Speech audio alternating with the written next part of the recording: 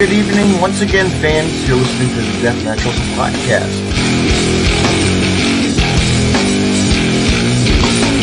They're more than welcome to come on too anytime they want to come on. Oh man, those girls pop good like. All right, it's a budget thing. Let's see what he's up to. Thank you, man, and thank you for giving me the time. Tune in right now. And good evening, everyone. You're listening to another episode of the Death Naturals podcast. My guest right now on the line, live, is TJ Meyer. Meyer, right?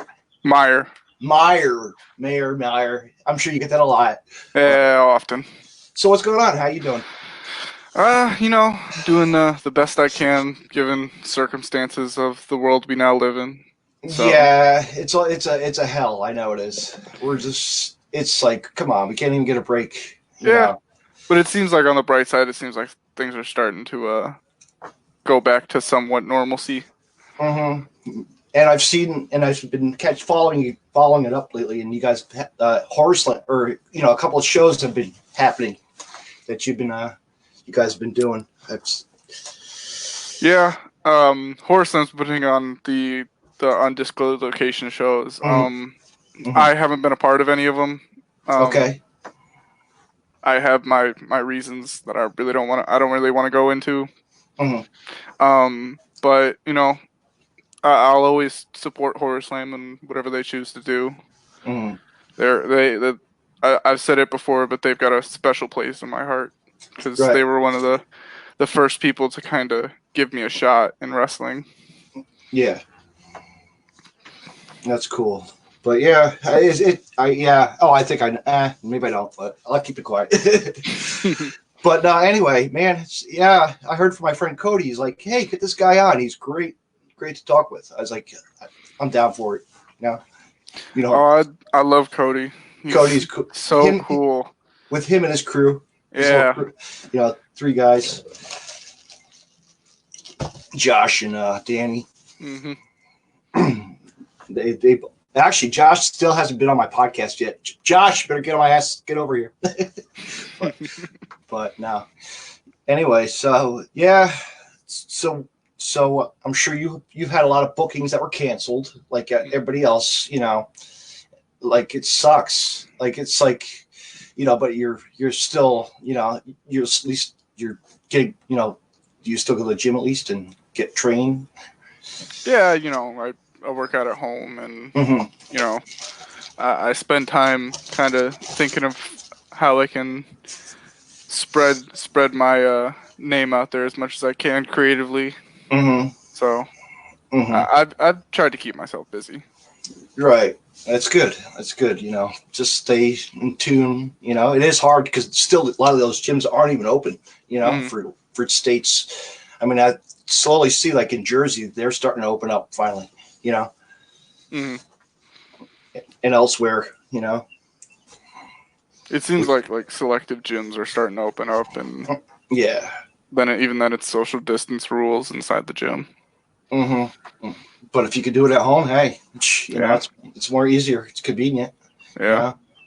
You don't have to worry about all the sweat and wiping down the, all the shit, all the, gym equipment, and all that. Mm-hmm. So, what got you into wrestling as a kid? So, Grew up, yeah. I got into wrestling in 2011, and I started watching Impact Wrestling because I had just randomly found it one night when I was scrolling through channels, and I saw an AJ Styles match for the first time, and that pretty much just completely instantly got me hooked. Yeah. I was watching every week. And around 2014-ish, I started watching WWE, and from then it kind of kept growing and growing until I started watching as much wrestling I can, whether it be YouTube, WWE, Impact, Ring of Honor, New Japan, all that. But I didn't have a full grasp on the smaller indie shows that are everywhere you go. Yes, they're everywhere. I didn't even know what promotions were happening here in Michigan until I started training. So, it from the time I started watching WWE, and then I started watching everything else, it kind of just I was hooked. You're blended. It got Yeah. blended together. That's all. I mean, growing up, who'd you look up to? Who were your guys? Your top guys you inspired? Caught your eye. Like Ricky the Dragon Steamboat is always the one that I always put on the table for people, wrestlers. So I'm gonna show my age here. All right. For anyone that doesn't know, I'm 20. I'm relatively young to most people that are in wrestling. So it's a normal occurrence for me to be the youngest person in the locker room. But the guys I looked up to were guys like AJ Styles, the Motor City Machine Guns, Seth Rollins when I first started watching him, Daniel Bryan. And then when I started watching the Indies, and especially over quarantine, when because I'll admit I kind of fell off watching wrestling once, but right before quarantine, I was kind of not really watching as much wrestling as I was. Yeah. So over quarantine, I kind of caught up on. I definitely caught up on a lot of wrestling. So now I look at guys like Sami Callihan or Nigel McGuinness, Kazuchika Okada, Katsubora Shibata. Me and a buddy of mine in wrestling, another fellow War Inc. member, Malcolm. One day we're driving to a show and we spent 6 hours watching Misawa matches. Oh shit! So, I've definitely caught up on my wrestling and now I have my group of guys I watch for inspiration. Nigel, there's an old one. That's man, he's his style back in the Ring of Honor days, man. Like the old stuff, now the new stuff's like it's not the same. You know what I mean? Like the older. If you look at the newer stuff, you have you got your guys like the Briscoes to Jay Lethal, and guys have been there for decades. But now you have the newer Sprout Cheeseburger. There's a guy who actually now he's doing a training school. He has his own. He's in charge of the Ring of Honor dojo. Good for him. And that's pretty cool to know that there's still wrestlers that can help, and for the younger generation and all the wrestlers at all. Definitely. What other what promotions currently have you been catching your eye? In terms of me watching or me wanting to go and compete at? Absolutely, any of them. So watching, because they're pretty much the same. Like they are. Yeah. I want to compete in any place that will help my name spread and will give me matches that I can be proud of. Is kind of where I'm at with where I want to compete. But I've been watching I really got into MLW over quarantine because most of their library is up on YouTube. I've been going back and watching older local indie shows like Horror Slam, XICW. I've been catching up on my Mr. Chainsaw Pro Wrestling with what they have on IWTV. Yeah. Game Changer? Is that called? A little bit. I've been watching a little bit of Game Changer where here and there where I can. H2O. There's a company that's. I haven't really gotten into H2O yet, but I definitely have been. I do like the deathmatch scene, so I try to pay attention where I can. Of course, they're on IWTV as well. Yes. I love. There's so many promotions on there; it blows your mind. Oh yeah. I mean, I get bored. I watch whatever's promotion I could sink my teeth into. Yeah. Whether it's the older stuff or newer stuff, there's a lot of companies that you never even heard of. Oh yeah. It's. I love IWTV. I am an IWTV subscriber. Yeah. I believe I have a couple matches on IWTV. So I try to avidly watch IWTV when I can. That's cool. I'll have to go back and you'll have to send me those later. I'll check them out. Oh, if you just go on look on the Mr. Chainsaw. Mm-hmm. It's on there. It's on there. I think I did the last. I think I have like 3 or 4 matches on Mr. Chainsaw. Mm-hmm. So. Right. So who would let's say like dream matches? Who do you want to like, or bucket list of people who you want to face on the indie scene, or legends, or somebody that's going to become a legend eventually? Or if you had to just face the legend, how's that? If I had to face one person, is that kind of what you're asking? Mm-hmm. Oh. There's a lot of guys. I know. There's a lot of guys in the indies, especially, that I want to work with at some point. Mm-hmm. But I think like that dream match that I could probably retire off of would probably have to be AJ, just because, like I said before, he got me into wrestling. I think even at however old he is, like 40 something, he's still one of the best in the world. AJ's, I tell you what, AJ, you can watch it. I can watch his matches over and over because from the back of the indie days, of my days, I've seen him wrestle, and holy shit, like I got lucky to see him face Brian Christopher, Brian, just Samoa Joe, like when he was a younger Samoa Joe, just other wrestlers as well, to the Jeff, Well, I think he's just. The thing I love about AJ is he can wrestle any style, and it doesn't matter who his opponent is. He can wrestle their style. One match that I'll never I can remember well, when I saw him live at a Ring of Honor show, was him versus Jimmy Rave when he stole the Styles Clash. When Jimmy Rave stole the Clash, I was like, holy shit, God, what was that? I think that was this Ring of Honor, Death Before Dishonor. I think it was one of the original. Because I was at the Ring of Honor where CM Punk was signing his contract, or he just left it with Austin Aries. He just got his contract deal for the WWE. So you watched like his last match in Ring of Honor, basically, or his second to last match in Ring of Honor, if I remember right. Yeah. Because I'll never forget, like, Christopher Daniels jumping over the guardrail right in front of me. I'm like, oh shit, here we go. Something's gonna happen. Well, yeah. But I always know when somebody's coming. As a fan, you just know what's gonna happen. But yeah, Ring of Honor, man, they've been around. I mean, I remember I actually got to see Jamie Noble when he was young, also in Ring of Honor down in Asbury Park, New Jersey, for like a juniors tournament. Like, this is insane. I'm seeing a young Bryan Danielson also when he was American Dragon, when his career really launched. Also like Colt Cabana as well,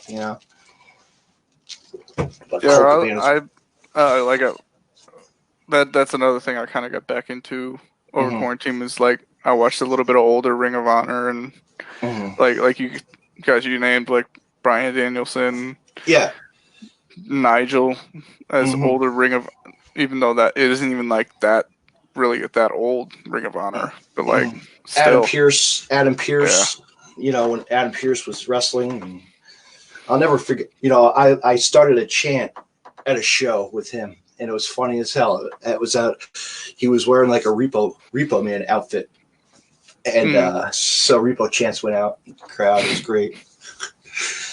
And it's on YouTube. Actually, Peli Primo.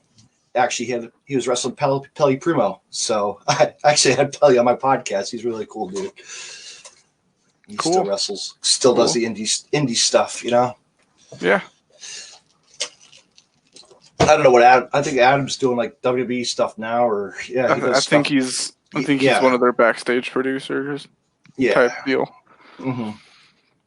Yeah, or Carino, there's the guy, Colby. Like, there's another guy, like his son Colby. He's doing pretty good. People don't recognize him.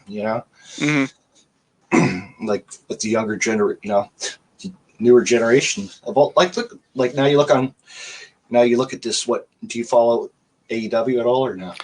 A little bit when I can. I don't Mhm. have TNT because I don't have cable. So You're right. You try to see what's on Twitter or wherever. yeah. Yeah. If I watch AEW Dark when I can, and so Yeah, now I'm curious on what's going to happen for this Dark because Sammy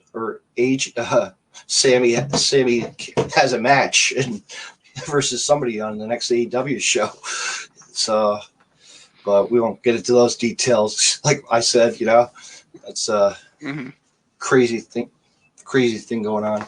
But no, you're looking at the newer generation and it's kind of weird. Now you're seeing Billy Gunn and his son is going in the ring and which is wow. We'll see what different names to come, and then of course you got the manager, Jake the Snake Roberts, like hosting all these other guys. You don't know who else they'll bring to.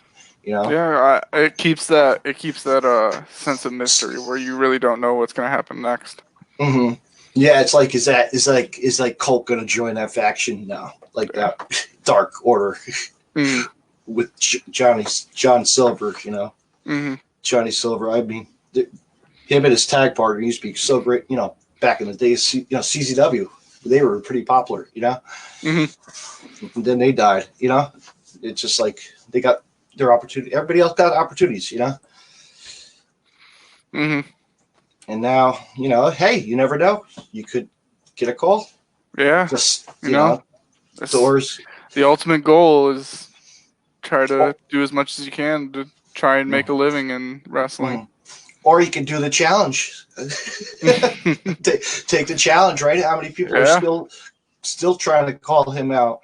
Cody Rhodes. I know that I think it was way back. It was for a while. It was Matt Tremont, the Bulldozer, Matt Tremont, and then now it's I'm looking on Twitter and it's like Jake Parnell. Warhorse. Yeah, I could see him. I don't know. He's got that edge to him. Yeah. I met Warhorse a couple times. He's a pretty cool dude. He is. I really like the gimmick. So I could see it. Yeah, maybe so. So that could be. We'll have to see. Wait and see, right? There's other guys that have stepped up, and I'm just waiting for other guys that I know. There's a lot of local talent in Jersey and New York and everywhere else. You just don't know. You just don't know who, which is really Well, there are a lot of guys here in Michigan who are we all in the local scene. We all say, well, we could definitely see these guys on TV, like Death Threat Army or the faction I'm part of, which is War Inc. Like we have 9 people. I could honestly say I could see us all on TV at some point, whether it be as a group or an extra, any of us. Yeah, or the extras. Not just the extras. Yeah. I could see any of us getting signed and getting our opportunities. That'd be a big big step for you. Big paycheck too. That Tony Khan's a rich man, they say. He likes drinking those White Claws as well. That's his gimmick, I think he's. Well, of course, I'm sure you heard that guy Joey Janela got him hooked on that shit. Local guy from Jersey Shore. So shout out to Joey. Doing good. He's got his tag. He's with Sonny right now. They're doing a thing, tag team. Which is good. Should be this week. Actually, they have a match, I believe, which is cool. Cool. So who trained you? I was trained at the House of Truth by Truth Martini. Wait a minute. Truth Martini, another former Ring of Honor guy. As a matter of fact, yeah. Ring of Honor was doing top 10 lists. He was ranked number 1 Ring of Honor manager of all time. Oh wow! So Wow. Yeah. He probably tied with Larry Sweeney. No, he won. He was number one all Oh time. man. Yeah. Wow. Yeah, Truth I was. Martini. I remember going to a couple of final battles and I seen him. He's back now in the Indies, so. Mm-hmm. But yeah, I was trained by Truth Martini back. I Mm-hmm. started training September of 2018, and I Right. finished in December of Mm-hmm. 2018. So, and then right after that, I got a little more training from the mysterious Movado, who is a guy up here in Michigan, pretty well Mm-hmm. known. Mm-hmm. Gone to Mexico a couple times. So, Mm-hmm. and then since then, I've been just trying to travel up and down roads, get as many matches in as I can, get as many good matches in as I can, Mm-hmm. and just trying to get my name out there as best I can. Since then, Mm-hmm. I've wrestled in 4 different states. Mm-hmm. Probably had close to, if not over, 100 matches in a year and a half. So Mm-hmm. I've How been. many titles have you held recently? So I've only held 2 titles in my Mm-hmm. entire career, and both of them were tag titles, and both of them were tag titles that I joined the group that had them after they already won them. Hmm. So, and it was 2 promotions here in Michigan, being BCWA, which is the Blue Collar Wrestling Alliance. Mm-hmm. I was a part of the group that was tag team champion, and then I was a Horror Slam tag champ for a minute with the group Dead 7. Dead 7. I remember Breyer telling me about that guy. That group. Yeah, there was, all in all, Mm-hmm. in the entirety of the group's history, we had 7 members, Mm-hmm. fluctuating in and out of actually being in the group. Mm-hmm. I think there was only 1 member that was stayed constant throughout the entire group, and it was the leader. Mm-hmm. Wow. So, but you know what? It's a new it's a new time, and I mean, you see all these guys like the gymnastics with millions of title belts and, everybody else with all, I don't know how they can carry all that around. You know what I mean? Like, I'd have a valet just to hold them, But no, there's, just got to go for it and get, and if you have to go back to being if you had to be a singles wrestler, yeah, it's you have the faction too of doing that. You know what I mean? yeah. If you had to, Well, me and I'm part like I said before, I'm part of War Inc., which is made up of myself, Mm-hmm. the War Boy Dre Jacobs, Mm-hmm. the Black Sheep Justin Dream, Mm-hmm. Hyena Matt Hagen, Mm-hmm. El Ridiculoso, Mm-hmm. MM3 or Malcolm Monroe III, Mm-hmm. Megan DeFrancisco, Mm-hmm. and Billy Ray Daniels. Mm-hmm. So I have 7 other teammates that I could, if I wanted a tag title, I have 7 teammates that are down to win a tag title, or I have 7 allies to go into war with me so I can win a singles title. Mm-hmm. That'd be awesome. Yeah. That's. I'll have to knock on their door and get them on my podcast. Let them know, come on my podcast. Put that post out there you saw. I need some podcasts. So, it's dead. It's like, now it's time to like catch. I did like a full week, 1 week, but I'm like, I'm gonna work furlough for like 30 days, which is sucks. But you know what? I'm enjoying my little vacation. Not going anywhere, but my friends are like, you got to go to wrestling. No, I don't. I still don't feel safe. You know what I mean? Like, I want to go, and that's understandable. I want to go and support the guy, my friends. That I think if COVID stays at the level it is right now, I think it's completely understandable for people not to want to go to shows right away, like as soon as they start happening. I think it's completely understandable. Yeah. Heck, myself and other wrestlers are doing it where we don't really want to go to shows, or it's not we don't want to. It's we understand that there's safety concerns and absolutely we have families at home, and if it's I like my first show back is July 11th for Mr. Chainsaw Pro Wrestling, a promotion here in Northern Michigan. Mikey Zero, the promoter, is actually in the chat right now. Hey, how are you? What did you say, Mikey? Hey, Mike. Mikey Zero, yeah. Cool. And so, you know, I took an extra month because I want to keep my family safe, and I want to get back in the training routine, and because, you know, obviously with COVID, kind of fell out of that habit, and I want to get back into that habit before I jump headfirst back in.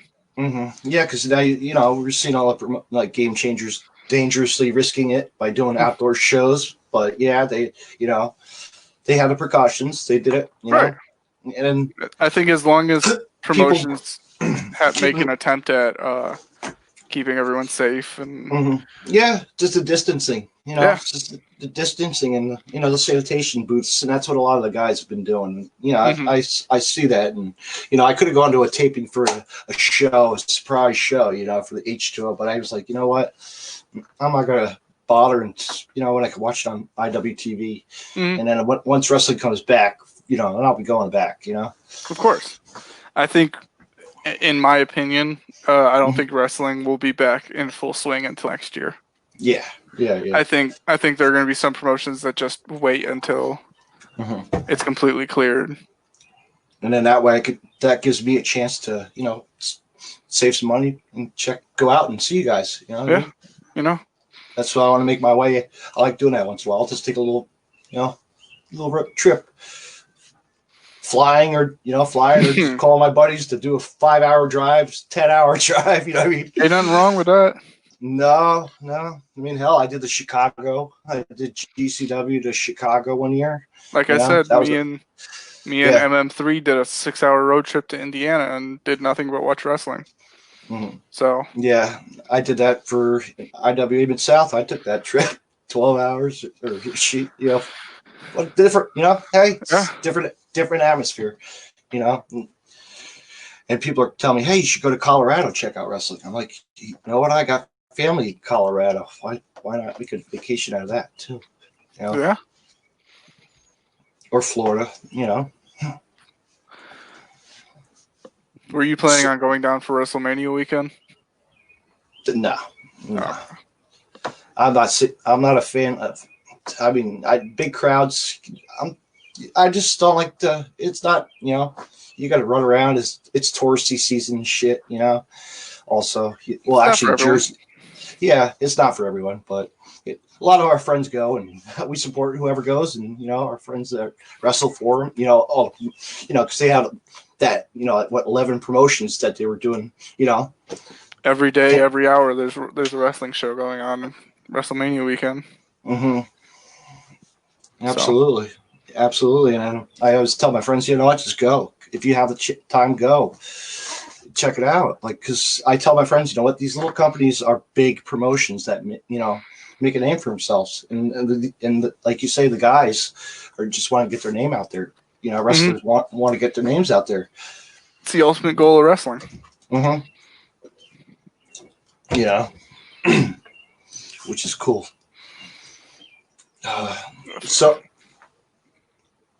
Sorry, my computer's about to die. I gotta grab my charger. Oh no.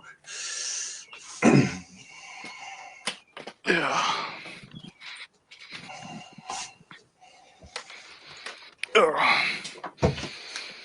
You can keep going.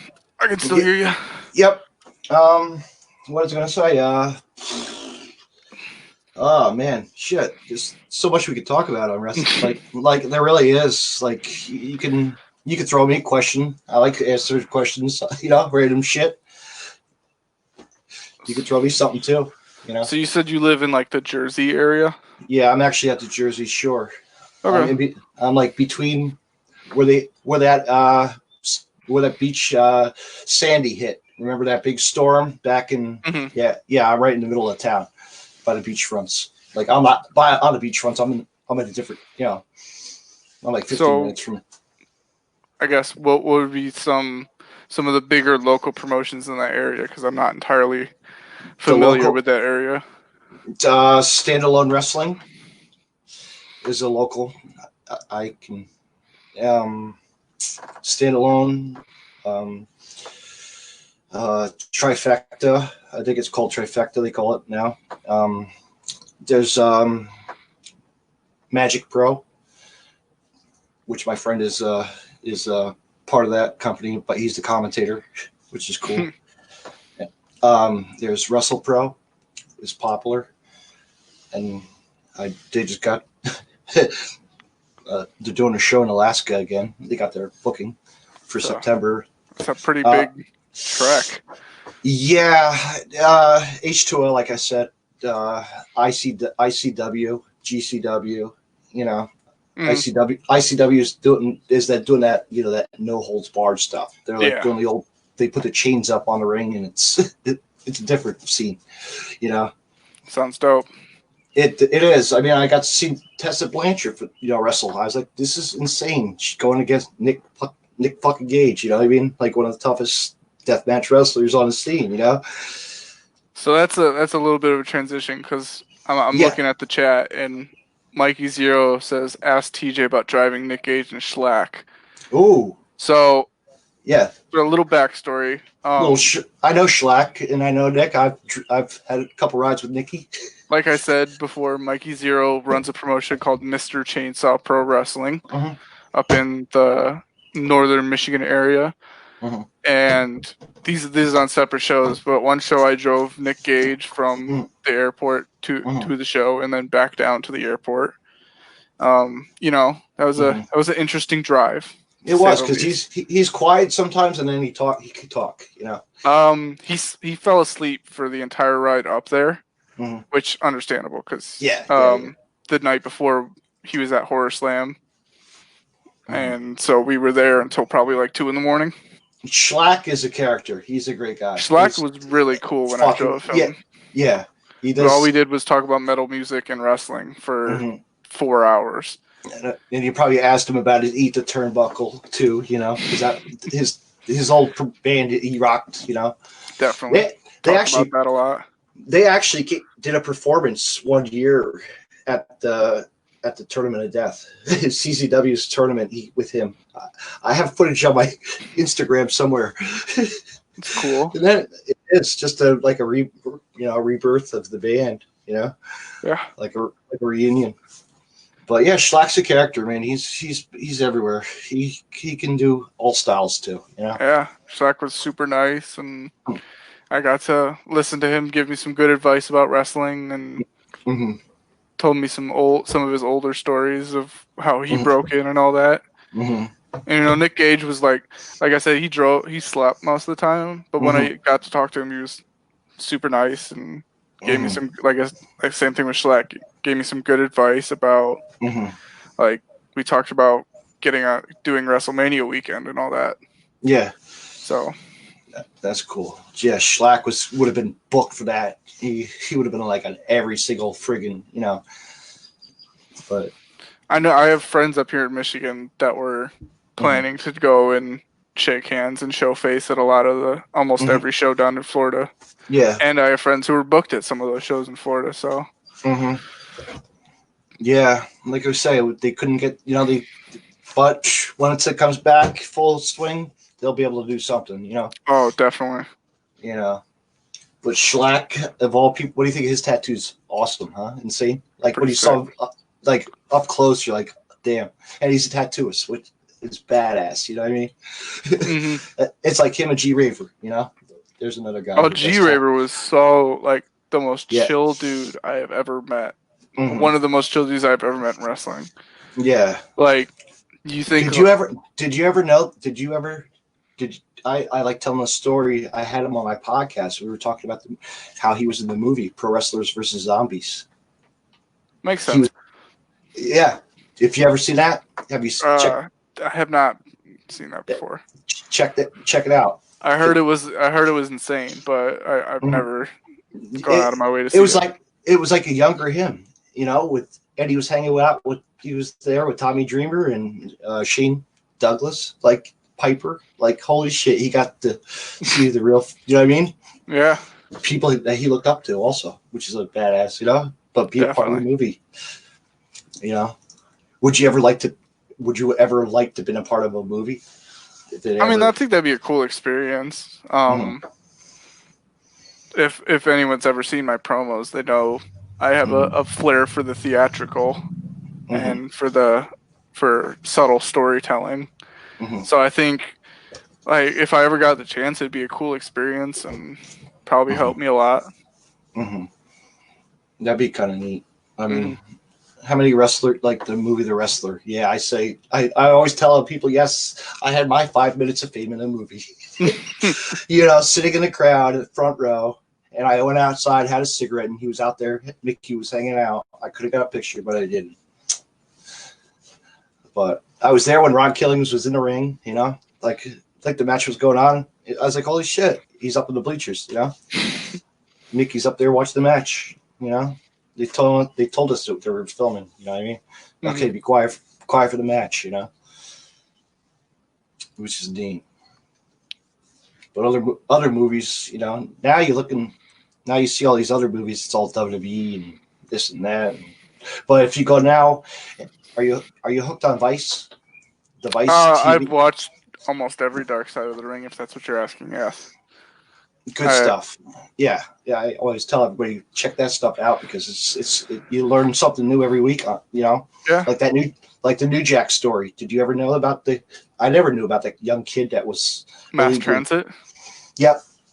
I had heard about it. I had heard the story. It was definitely before my time, but you always hear those stories, and I like how one of the things I like about Dark Side of the Ring is it kind of it goes into more detail than what most people hear. Like the mass transit thing, you don't really hear about, like. I mean, you hear a little about the lawsuit, but you don't really hear. When you think of New Jack, you think of usually that story.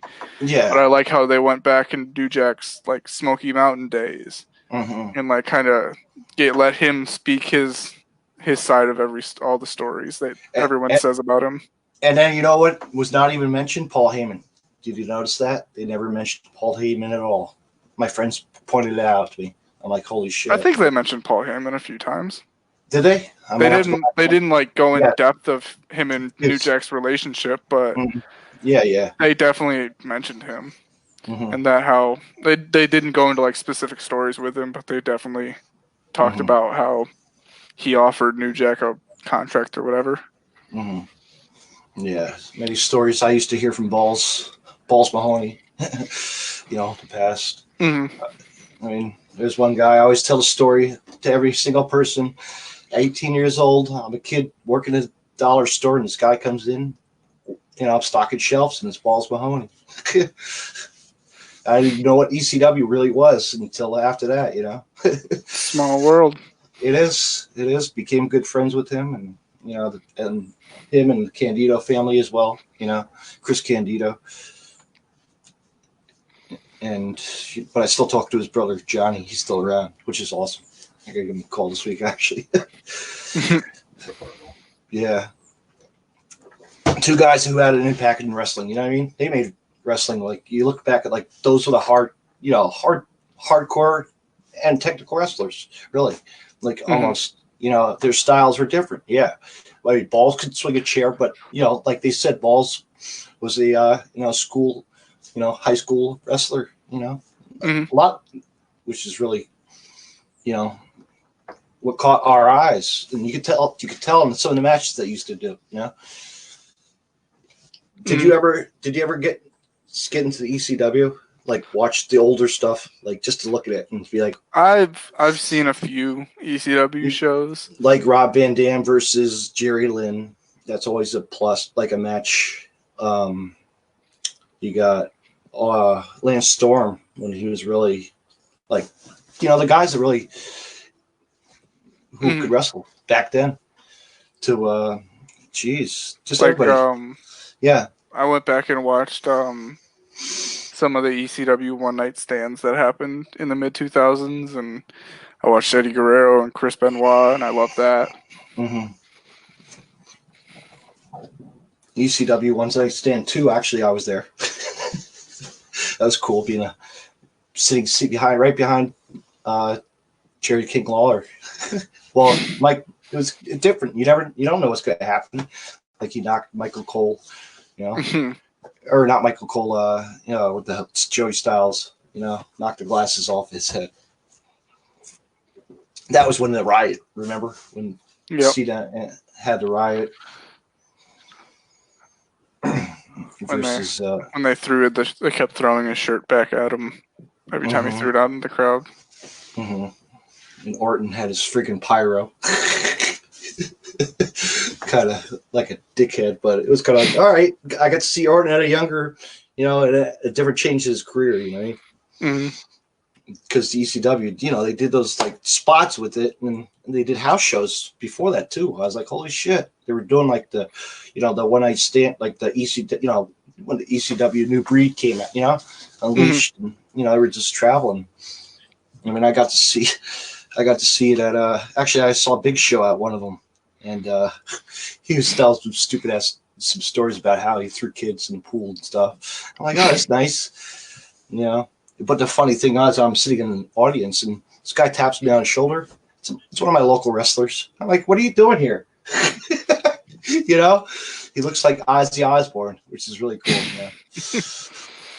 He had a back gimmick. It's pretty cool. But now you look fast forward to the now ECW Japan. You got Japanese style death. Different genres of wrestling. It's it's an art. I've always been one of those people that's kind of. I've always been on the side of wrestling is for everyone, and you can say what you want about any kind of like. There's always going to be people who are like, "Oh, this death matches aren't real wrestling," or comedy wrestling isn't real wrestling, or there's people out there that are like, "Oh, technical wrestling is so boring." But there's always I've always been a strong believer in that. There's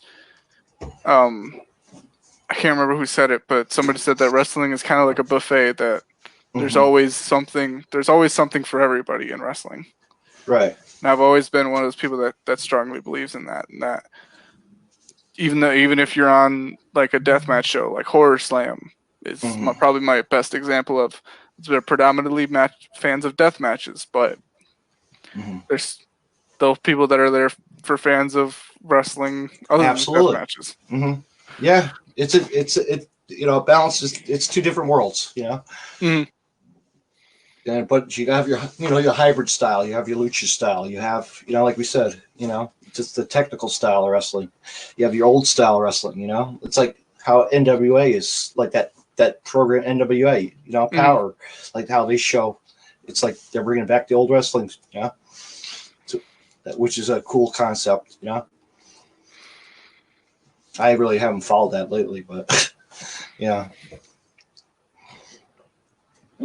Maybe I'll start watching that, because I see that Eddie Kingston, a top SOB, has a good faction with him and Homicide. So, oh, did they bring LAX to NWA?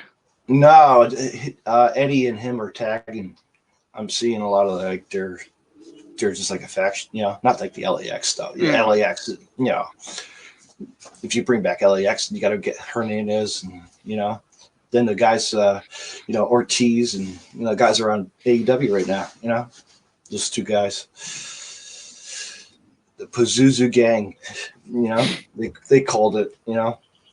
It's a faction. They're hot. It's like Jericho, right? Look at Jericho. He is. I liked his style when he was younger. When he first started in like ECW to WCW, and it.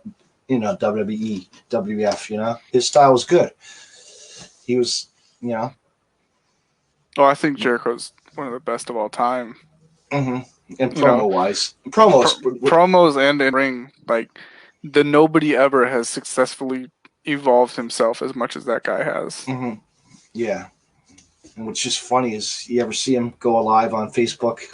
He tries to start it. He goes live on Facebook, and he doesn't know what the hell he's doing with technology.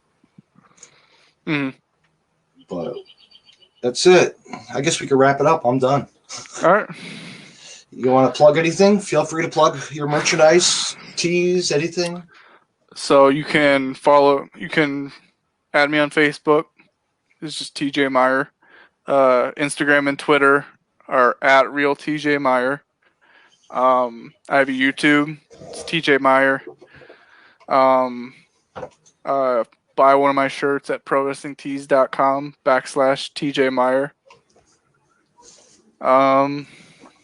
It helps put that. You know, pay attention. Mm-hmm. Thank you for coming on, TJ. Thank you for having me. We'll do one again soon. Mm-hmm. Have a good night. You too.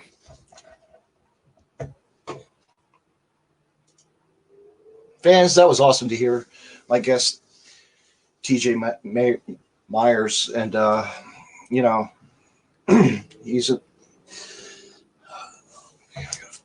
really one of those guys that you got to look out for. He's on the card, wrestling his ass off, working it to the crowd. And just check him out online, Facebook, and support him in his group, his faction. I want to make sure I'm saying this faction right because I don't want to get yelled at by Cody.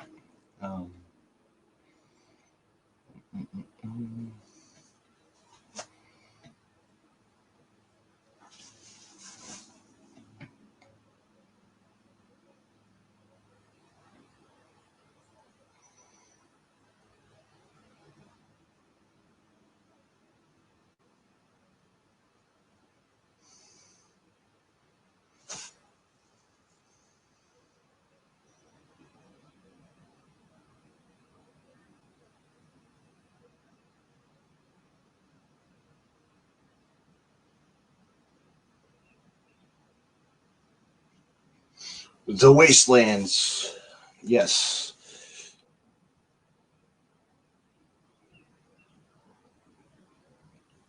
The Wastelands. I just want to make sure I get that out. TJ Myers and his partner, Dre Jacobs, and the rest of the gang that he goes with and wrestles with. Fans, check him out, support him, and go to a show when you can. Be online, check it out. And it's a wrap. Fans, stay tuned for the Deathmatch Wrestle podcast. This Friday night at 8 p.m., I'm going to have a very special guest. That man,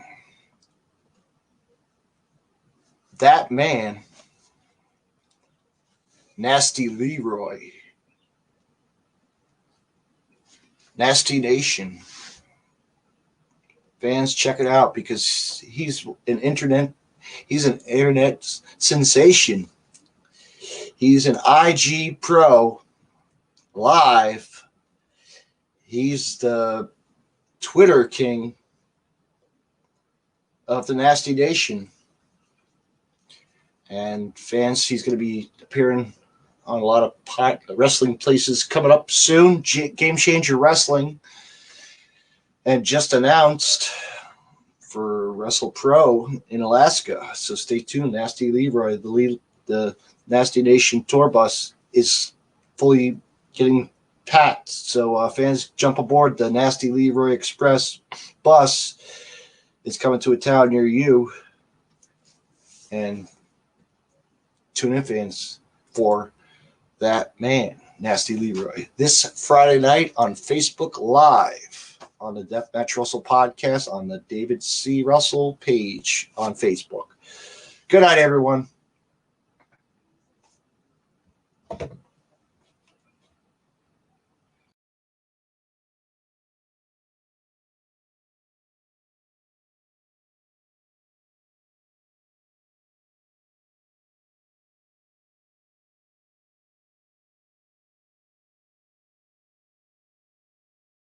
You can find more Deathmatch Russell podcasts on the following social media. DeathmatchRussell.com. Follow on Twitter at DavidNJ32 and on Facebook Facebook.com/DJDaveNJ32. Instagram at DavidNJ36. Hey, wrestling fans, I want to mention Collar and Elbow. Collar and Elbow was founded on traditional values of professional wrestling. Two entities working together to create a product intended to connect with people on an emotional level, a symbiotic relationship where one cannot flourish without the other. We strive to create a product that embodies our passion for professional wrestling expressed through street fashion. Visit collarandelbowbrand.com and use the promo code Deathmatch Podcast and save 10% off when you make a purchase. Collar and Elbow, where wrestling passion meets street fashion. Me on Podcast City Network at podcastcity.net, Facebook.com/Podcast City Network. Hit the like button and share. And on Twitter at Podcast City Net. You can hear Deathmatch Russell Podcast on Stitcher Radio and on iTunes.